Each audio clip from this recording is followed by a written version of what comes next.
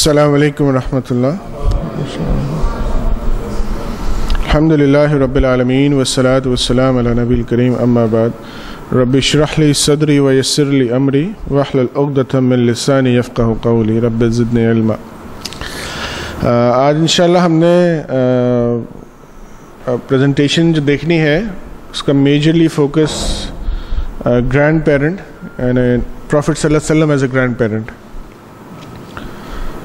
اس پہ ہم نے فوکس دیکھنا ہے انشاءاللہ. یہ جو آپ پریزنٹیشن تھوڑی سی دیکھیں گے ایک ورک شاپ ہے جو میں ڈیولپ کر رہا ہوں. اوبویسلی ورک شاپ 1 گھنٹے کی نہیں ہے، ورک شاپ تو بڑی ہے. اس میں سے کچھ چیزیں تھوڑی تھوڑی لے کے 1 گھنٹے کے حساب سے آپ لوگوں کے لیے انشاءاللہ میں نے اس کو تیار کیا ہے کہ کس طرح سے. ویسے جو ٹوٹل ورک شاپ ہے وہ تقریباً 3 سے 3.5 گھنٹے کی ہے، تو اس کو چھوٹا کر کے آپ لوگوں کے لیے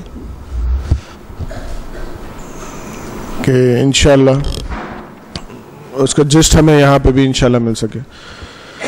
شروع کرتے ہیں. اوبویسلی چونکہ ورک شاپ ٹائپ کی چیز ہے چھوٹی سی، تو اس میں پارٹیسپیشن آپ لوگوں کی چاہیے ہوگی. پہلے 3 مجھے لوگ چاہیے ہوں گے جو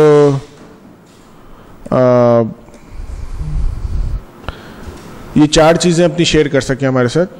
ہے مائک ہے؟ ٹھیک انشاءاللہ. پہلے 3 لوگ چاہیے ہوں گے جو یہ 4 چیزیں شیئر کر سکیں جو کہ گرینڈ پیرنٹ ہوں.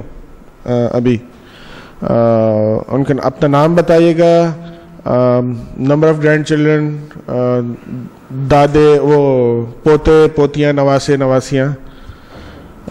Share the most memorable experience with your grandchildren. کسی کی بھی ایک بچے کے ساتھ جو سب سے زیادہ میموریبل ایکسپیرینس آپ کا ہو، کوئی بات اس نے ایسی کی ہو یا کچھ ایسا کیا ہو جو آپ کو یاد ہو بالکل وہ.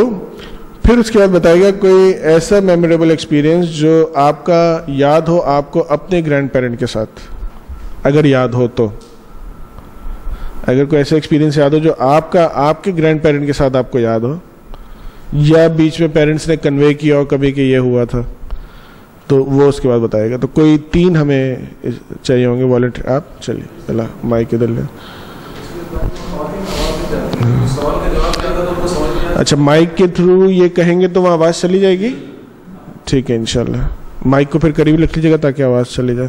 میں اناؤنس مائک ہمارے پاس آ گیا ہے، تو جو یہاں پہ کہیں گے وہ آواز اگر وہاں سسٹرز میں نہ آ رہی ہو تو پھر بتا دیں انشاءاللہ. جی تھوڑا اور قریب کر لیں.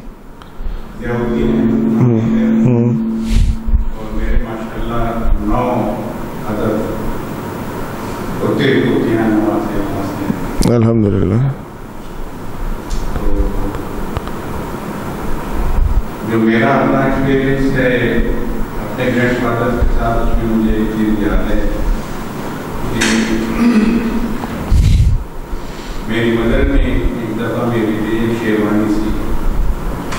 ان کو سینے کو بڑا شوق تھا تو مجھے ایک شیروانی سی، اور مجھ سے کہا کہ اپنے نانا کے ساتھ جا کر دکھاؤ. آپ کی ایج کیا ہوگی اس وقت؟ یہ بھی ذرا سا 6 سال. تو میں ان کے پاس گیا اور بتایا کہ یہ امی نے دی ہے، تو بہت خوش ہوئے. چاندی کا 1 روپیہ نکال کے دیا، کہا کہ اپنی امی کو دیا. وہ اس چھوٹے سے انسیڈنس نے جو مجھے خوشی دی اور جو ایک جسے کہنا چاہیے فخر کا احساس کہ میری امی نے کوئی اچیومنٹ کی ہے، نالج بھی کیا ہے، زبردست. اچھا لگا الحمدللہ. اور جہاں تک میرے گرینڈ کا تعلق ہے، ایک دفعہ میری ایک پوتی ٹرائی سائیکل پہ بیٹھی گھر سے باہر نکل گئی اور چلاتے چلاتے وہ اگلی گلی میں پہنچ گئی. کچھ دیر کے بعد ہم لوگوں کے ساتھ ہوا کہ یہ کہاں ہے، تو پھر تلاش شروع ہوئی تو کہیں نظر نہ آئی. جو اس وقت کیفیت ہوئی پوری فیملی پر.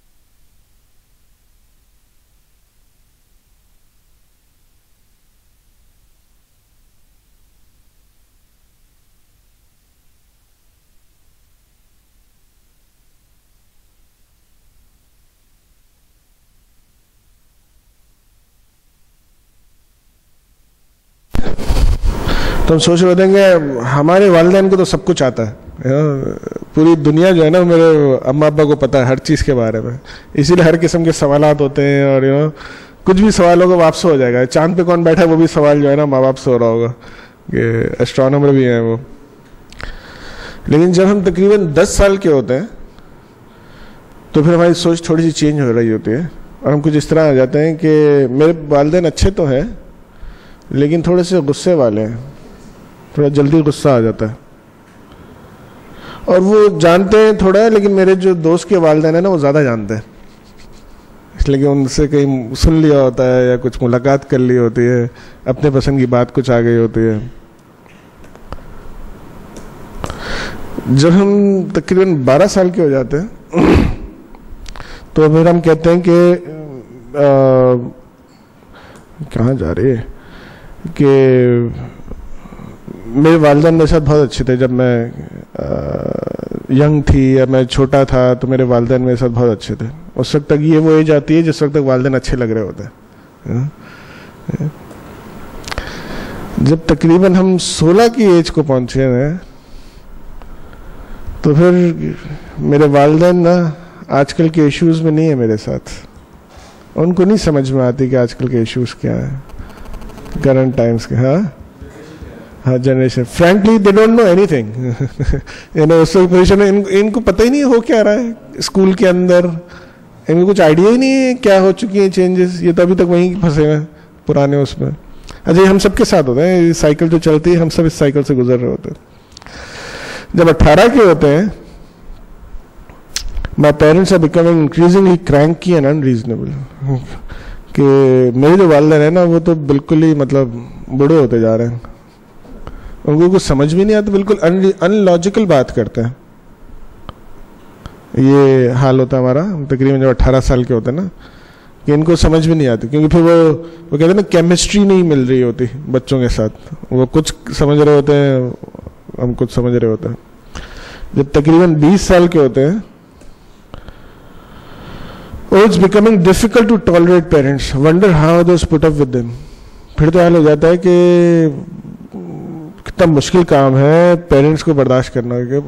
یعنی اب یہ پوزیشن آ جاتی ہے کہ ہم یہ سوچ رہے ہوتے ہیں کہ اب ہم اپنے پیرنٹس کو برداشت کر رہے ہیں. ایکچولی اب ان کا احسان نہیں ہے بلکہ ہمارا ایک طرح کا احسان ہے کہ ہم انہیں برداشت کر رہے ہوتے ہیں. پھر سوچتے پتہ نہیں اور لوگ کیسے ان کے ساتھ ڈیل کرتے ہیں، پھپھا پھپھی تایا تائی پتہ نہیں کیسے ڈیل کر لیتے ہیں. ہم سے تو نہیں ہوتا، بڑی مشکل کام ہے، بہت ڈیفیکلٹ ہے ان سے بات کرنے، ان سے بات ہی نہیں کی جا سکتی، سمجھ میں ہی نہیں آتی ان کو بات. جب 25 کے ہو جاتے ہیں تو میرے والدین تو ہر چیز پہ اعتراض کرتے ہیں. Parents are objecting to everything. Don't know when will they understand the world. پتہ نہیں اتنے پرانے ہو چکے ہیں، پتہ نہیں یہ دنیا کو سمجھیں گے کب. آئی فون کو تو سمجھتے ہی نہیں ہے، ان کو کوئی آئیڈیا ہی نہیں ہے کہ آپریٹ کیسے کیا جاتا ہے. تو سمجھتے ہی نہیں ہے، پتہ نہیں بالکل ہر چیز پہ ان کو میری اعتراض ہے. میں باہر جاؤں تو اعتراض ہے، میں دوستوں میں جاؤں تو اعتراض ہے، میں جہاں بھی جاؤں اعتراض ہوتا ہے ان کو، اور انہیں کچھ سمجھ میں آتا نہیں ہے. جب اس کے بعد اپنا ایک چھوٹا سا بچہ ہو چکا ہوتا ہے 30 سال کی ایج میں، پھر ہم کہتے ہیں it's becoming difficult to manage my children. I used to be so scared of my parent when I was young. اب یادیں بھی چینج ہو جاتی ہیں نا ساتھ ساتھ، کیونکہ بہت سارا کلیکشن ہوتا ہے اچھی یادوں کا، بری یادوں کا. تو جب اپنا بچہ پاس آتا ہے نا، اور وہ راتوں کو اٹھنا پڑتا ہے، پیمپرز چینج کرنے پڑتے ہیں، رات کو جاگنا پڑتا ہے، پھر سچویشن چینج ہوتی ہے، ایک اور ٹرن آتا ہے. اور وہ کیا ہوتا ہے اپنے بچے کو پالنا کتنا مشکل کام ہے. میں تو اپنے والدین سے بہت ہی خوفزدہ ہوتا تھا جب میں چھوٹا ہوتا تھا. تو جب 40 سال کے ہم ہو جاتے ہیں، بچوں بڑے ہو جاتے ہیں ہمارے تھوڑے سے، تو پھر پیرنٹس کا، اپنے پیرنٹس کا دوسرا اینگل یاد آتا ہے. Parents brought me up with so much discipline. جب دیکھتے ہیں نا اپنا ہی بچہ نہیں سنبھل رہا، وہی ڈسپلن نہیں ہو رہا، تب اب پیرنٹس کا وہ زمانہ یاد آتا ہے کہ جب جو ان کا مشکل پارٹ تھا نا وہ یاد آ رہا ہوتا ہے کہ میرے والدین نے تو مجھے بڑا اچھا ڈسپلن کر لیا تھا. I wonder how they managed to handle the younger generation. پتہ نہیں کیسے انہوں نے ہمیں ہینڈل کر لیا تھا، ہم تو ایسے نہیں تھے. کیونکہ اپنا اچھا پارٹ یاد ہوتا ہے، والدین کا بھی اس سے وہ پارٹ یاد آ رہا ہوتا ہے کہ یار، چونکہ اب نظر آ رہا تھا کہ جو کام ہم نے کیا ہے نا اس سے بہتر انہوں نے کیا تھا، تو اب ان کا وہ پارٹ یاد آ رہا ہوتا ہے. اور وہ کیسے کر لیتے. اور وہ کہتے ہیں نا 40 کی ایج وہ ہے جہاں پہ وہ نبی صلی اللہ علیہ وسلم کو نبوت ملی تھی, تو حکمت جہاں شروع ہوتی ہے, جہاں بات سمجھ میں آتی ہے کچھ زیادہ. 45 کی ہوتا ہے I'm baffled as to how my parents brought us up. میں تو سبحان اللہ کیسے ہمارے پیرنٹس نے ہمیں بڑا کیا تھا, زبردست ماشاء اللہ. اب ان کے مشکل والے لمحے یاد آ رہے ہوتے ہیں نا, کیونکہ اپنے بچوں کو سنانے ہوتے ہیں, ہے نا. اور وہ بچے اب بڑے ہو رہے ہوتے ہیں تو وہ ریئلائزیشن ہوتی ہے کہ میرے والدین بھی اسی اسٹیج سے گزرے ہوں گے. جب اپنا بچہ منہ پہ کوئی جواب دیتا ہے تو پھر یاد آتا ہے کہ یار میں نے بھی اپنے والدین کو, انہوں نے بھی مجھے برداشت کیا ہوگا. جب 50 کے ہوتے ہیں نا تو پھر ہوتا ہے my parents face so many hardships to bring us up. پھر یاد آتا ہے ہم تو 4 بہن بھائی تھے, مجھ سے تو ایک نہیں سنبھلتا, اور انہوں نے ہم چاروں کو کتنی مشکلوں سے پالا تھا. اب بچے بڑے ہو چکے ہوتے ہیں نا, اس وقت جا کے صحیح معنوں میں احساس ہوتا ہے جب خود اس پوزیشن پہ آ جاتا ہے نا کہ میرے والدین نے کتنی مشکلات اٹھائی. ہم تو 4 بہن بھائی تھے. آج آپ دیکھ لیں, مطلب اس کا آج کا ریشو آپ دیکھ لیں تو بچوں کی تعداد تو کم سے کم ہوتی جا رہی ہے نا. اس زمانے میں جو ہوتے تھے اور آج جو جتنے کم ہوتے جا رہے ہیں, اس کی لاجک یہ پیش ہوتی ہے کہ کم اس لیے ہو رہے ہیں تاکہ بہتر پرورش کر سکیں, حالانکہ جتنے کم ہوتے جا رہے ہیں اتنے خراب ہوتے جا رہے ہیں, جتنے کم ہوتے جا رہے ہیں اتنے خراب ہوتے جا رہے ہیں. حالانکہ میرا دوست کہتا تھا کہ یار کم سے کم 6-7 تو ہوں, چلو اگر 5 نافرمان بھی نکلے تو 1-2 تو رکھ ہی لیں گے نا بڑھاپے میں.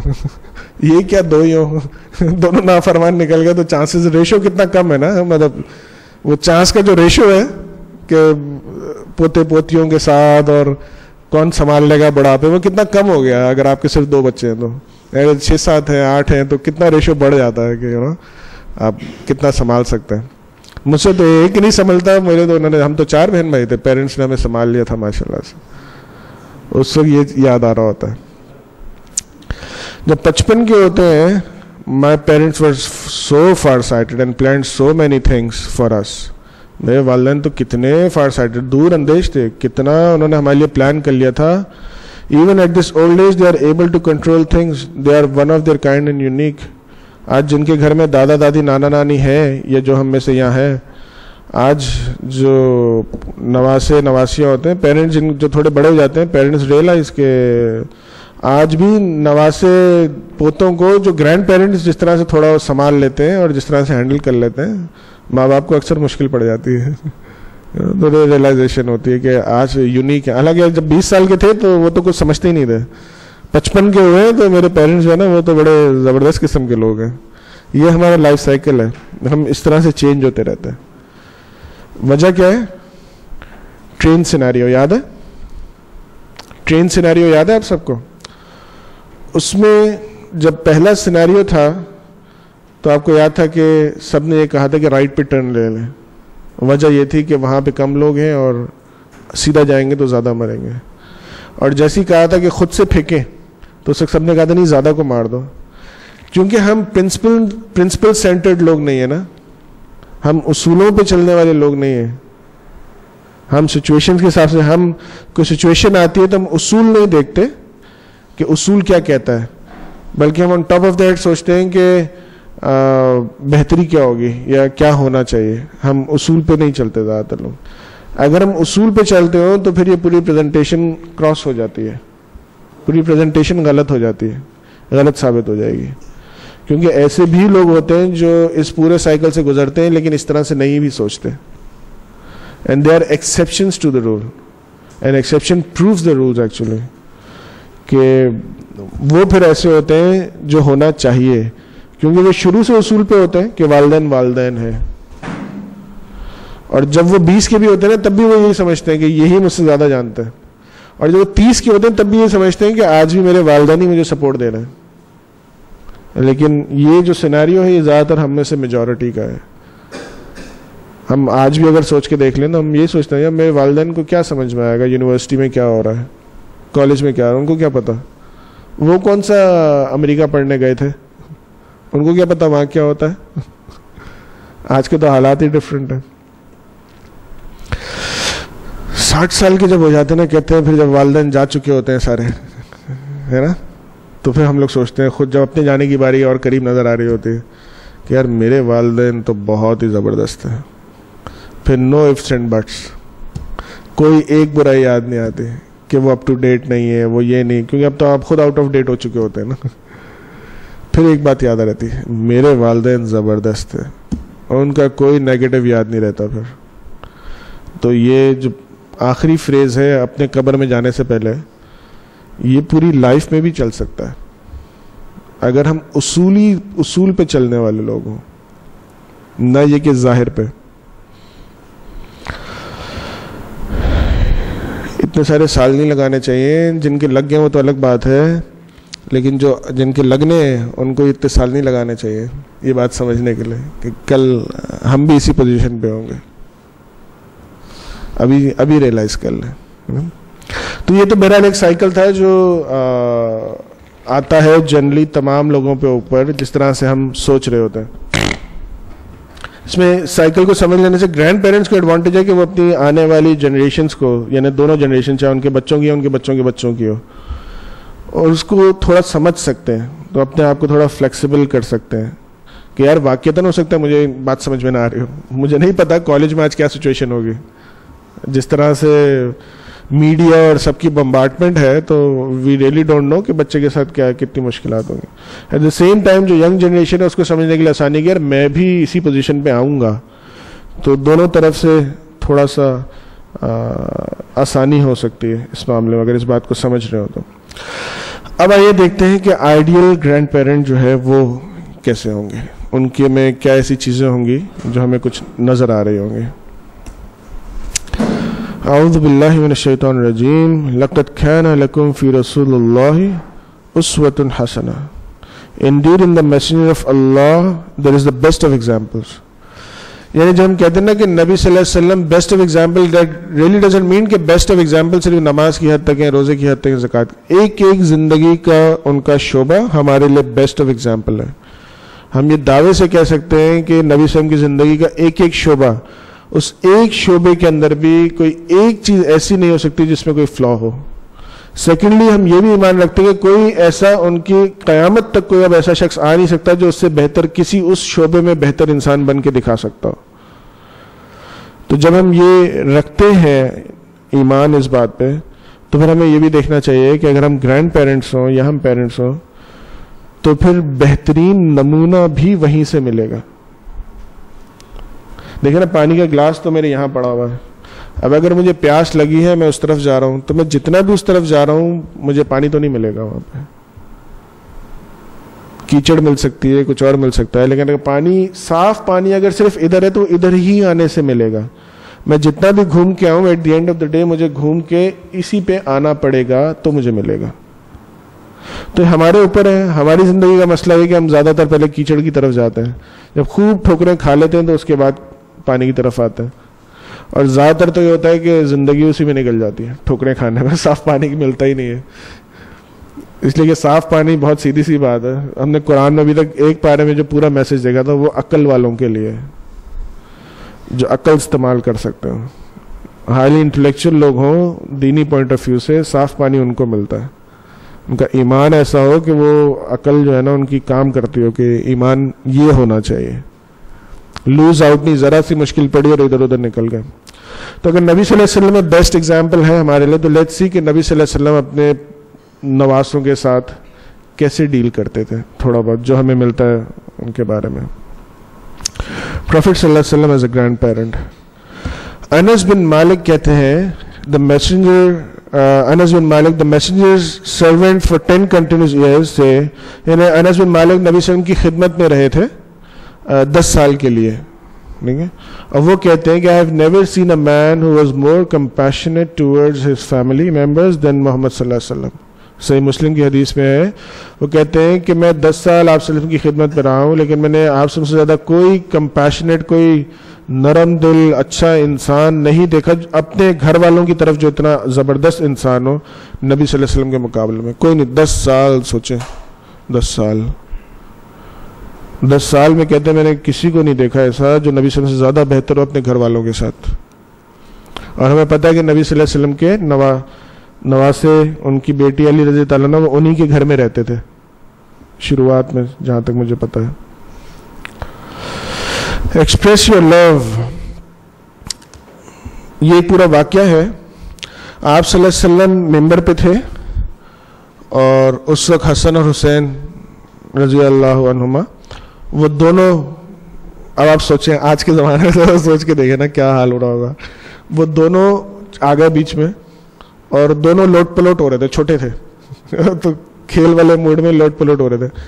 آپ صلی اللہ علیہ وسلم ممبر سے اترے، ان دونوں کو گود میں اٹھایا، دوبارہ ممبر پہ بیٹھے، اب ان کو بیٹھ کے درس دے رہے ہیں اور پھر کہتے ہیں اللہ spoke the truth when he said کہ اللہ نے سچ کہا ہے قرآن میں جب اللہ نے یہ کہا المال والبنون زینت الحیات الدنیا your wealth and your children are but a trial when I saw these two I couldn't resist. وہ کہتے ہیں اللہ نے صحیح کہا ہے قرآن میں کہ یہ مال اور بچے تو دنیاوی زندگی کی رونق ہے، یہ تو ایک ٹرائل ہے ہمارے لیے، ایک آزمائش ہے. جب میں نے ان دونوں کو دیکھا تو مجھ سے رہا نہیں گیا. وہ ابھی آپ نے کہا تھا نا کہ وہ اپنے بچوں سے زیادہ دودھ سے زیادہ ملائی پیاری لگتی ہے. اپنے بچے کا پیمپر چینج نہیں کیا، نواسی کا پیمپر چینج کر دیا، رہا نہیں جاتا آپ سے بالکل. تو آئی کوڈنٹ ریزسٹ، مجھ سے ریزسٹ نہیں ہوا. اب سوچیں یہ نانا ہے ممبر سے اتر کے بچوں کو ممبر پہ لے کے چڑھے ہوئے اور خطبہ دے رہے ہیں. یعنی ہمارے لیے تو سنت یہ ہے کہ اگر ہمارے نواسی پوتے پوتیاں آ جائیں اور ہم ممبر پہ چڑھے ہوئے کچھ کر رہے ہوں تو یہی تو لیسن ہے. دیکھیں آج نبی صلی اللہ علیہ وسلم نے وہ کیا تھا کل، تو آج ہم ان کی لائف سے یہ لیسن ایکسٹریکٹ کرتا ہے. ٹھیک ہے، اگر انہوں نے کل یہ نہیں، اسی لیے کہتے ہیں نا بیسٹ آف ایگزامپل ہے نبی صلی اللہ علیہ وسلم. اگر کل یہ نہیں ہوا ہوتا واقعہ تو آج ہم اس کو ایکسٹریکٹ نہیں کر پاتے. آج ہم کر سکتے ہیں، لیکن سوچیں اگر آج کوئی ممبر پہ کھڑا ہوا ہو اور اس کے پوتے پوتیاں یا کچھ سامنے آ جاؤ، وہ اتر کے ان کو گود میں لے لے تو جمعے کے نمازی میں بیچارے امام کا کیا حال کریں گے.